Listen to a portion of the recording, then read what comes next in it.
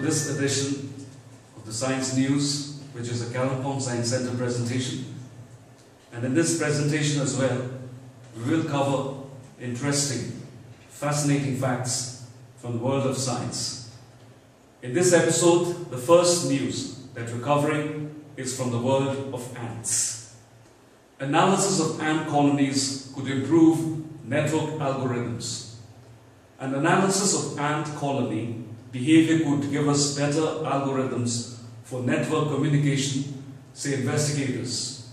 Biologists have long suspected that ants base their population density estimates on the frequency with which they literally bump into other ants while randomly exploring their environments.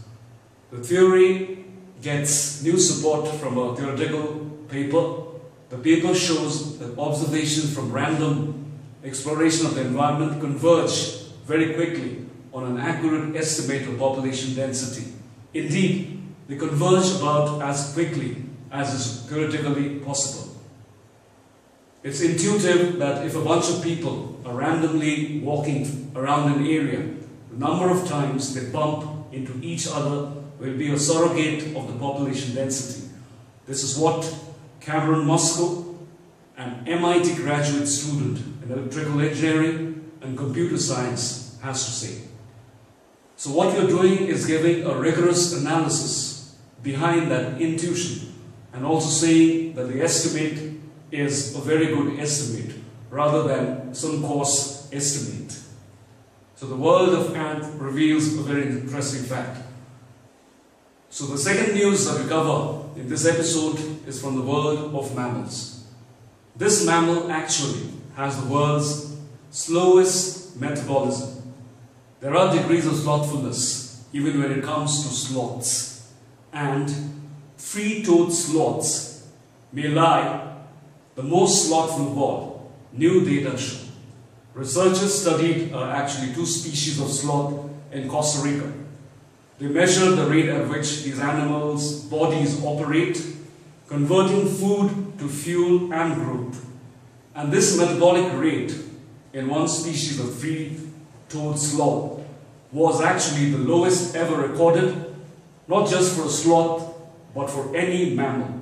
The slowest metabolism, three-toed sloth. So actually 6 species make up the category of animals that most people call sloths. And they actually, all of them fall into one of 2 families, either the 2-toed or 3-toed sloths. Both families live in trees throughout Central and South America where they eat leaves, but millions of years of evolution actually separated the families. 3-toed sloths tend to have smaller ranges and eat a more restricted diet than do their 2-toed cousins. That means they prefer to actually dine on fewer species of trees, and they will usually eat from only a few individual trees, the sloths we're talking about. So from the world of sloth, the slowest metabolism that any mammal has, we move to the world of couch potatoes. And the topic we're covering is couch potatoes tend to be TV energy hogs. So television brings us lots of news and entertainment. It also eats up electricity, that we know. And a few analysis now offers a bright idea for lowering the electricity used by TV viewers. So focus on the couch potatoes. Energy efficiency programs reward people for doing things to use less electricity. For example, new TV sets tend to use far less electricity than older ones. So an energy efficiency program might offer money back, a rebate to anyone who buys an energy-saving television. Couch potatoes, that's what they seem to be. But some people will save for more electricity than others. If they make the switch, that is if they want to make the switch, that's what Eric Williams and his team found. Williams is a sustainability scientist at the Rochester Institute of Technology in New York City. His work combines social science, engineering, and data analysis.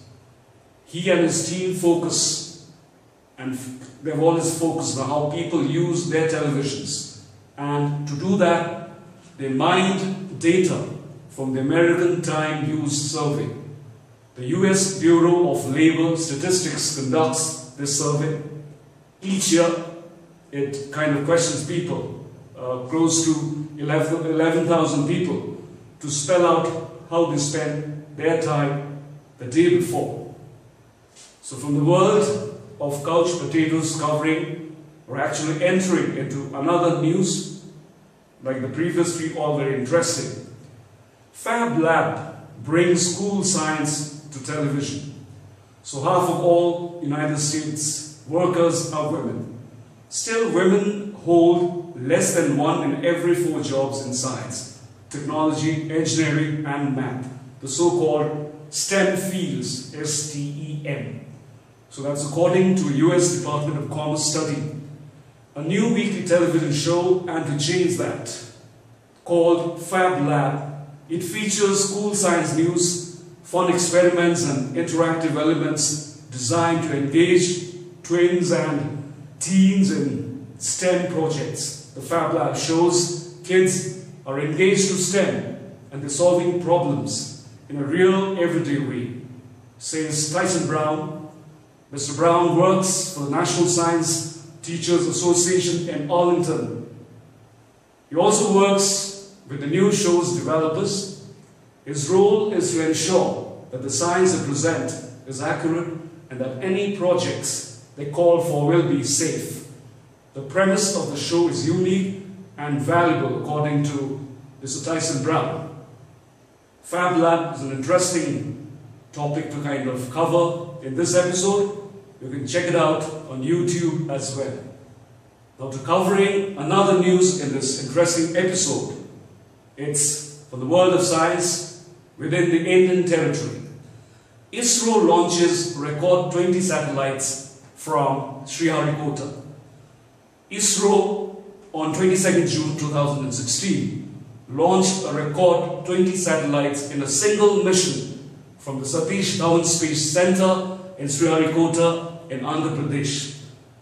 With this launch of 20 satellites, ISRO also managed to break its previous record of placing 10 satellites into orbit in a single mission in the year 2008. The 20 satellites, including India's latest Earth observation satellite, Cartosat-2, was launched on board Polar Satellite Launch Vehicle, PSLV-C-34. The other 19 satellites were from the United States, Germany, Canada, and Indonesia, as well as 2 satellites from Satyabama University, Chennai, and the College of Engineering in Pune. It was very interesting, and especially something to feel proud for all of us living here in India. Now, to move on to Juno. We've heard about Juno. Juno sends back stunning first picture of Jupiter after entering orbit. The first ever spacecraft to arrive at Jupiter has sent back images from its pioneering journey. A newly released image shows Jupiter as well as 3 of its 4 biggest moons. Though we've seen each of those things before and even have better quality pictures and images, but it is actually the first time that humanity has ever seen the view from the orbit of Jupiter itself. The picture shows the great red spot of Jupiter, an atmospheric storm that started centuries ago and is one of the most prominent features of Juno's new neighbor. The spacecraft went into orbit around Jupiter last week after a 5-year journey to get there. It will spend its 20-month mission getting a full picture of the planet's poles, atmosphere, and the interior. Juno and the wonderful world of this mysterious but very interesting planet we call Jupiter. The world's first electricity highway. The world's first electric highway has debuted itself in Sweden. It aims to reduce 80 to 90 fossil fuels emissions from truck. The electric highway consists of wires that provide electricity to hybrid trucks, the trucks that kind of transfer energy from power lines into its motors, and at the end of the highway, the truck reverts back to fuel. The e-highway, we call it, stretches through 1.5 miles. Other than Sweden, another e-highway is being planned for California in the United States of America. So e-highway is something interesting, isn't it? Now into the world of drawing functional electrical circuits. It's really an interesting news. So this marker can draw and edit functional electric circuits. It is equipped with silver nanoparticles ink that makes it conductive. The lines you draw serves as wire to connect components in a circuit. Each marker allows for 30 meters of silver ink and comes with an eraser. It can be used for anything from attaching lights to a birthday card. It can be used to turn your drawing into Arduino touch sensor. Silver IC markers actually sells in a set at around $25. So we come to the end of this episode, and I'm sure viewers, you must have enjoyed the coverage of important science news that we had for this particular episode. Till we meet in the next episode, it's goodbye from Kalimpong Science Center. See you in the next episode.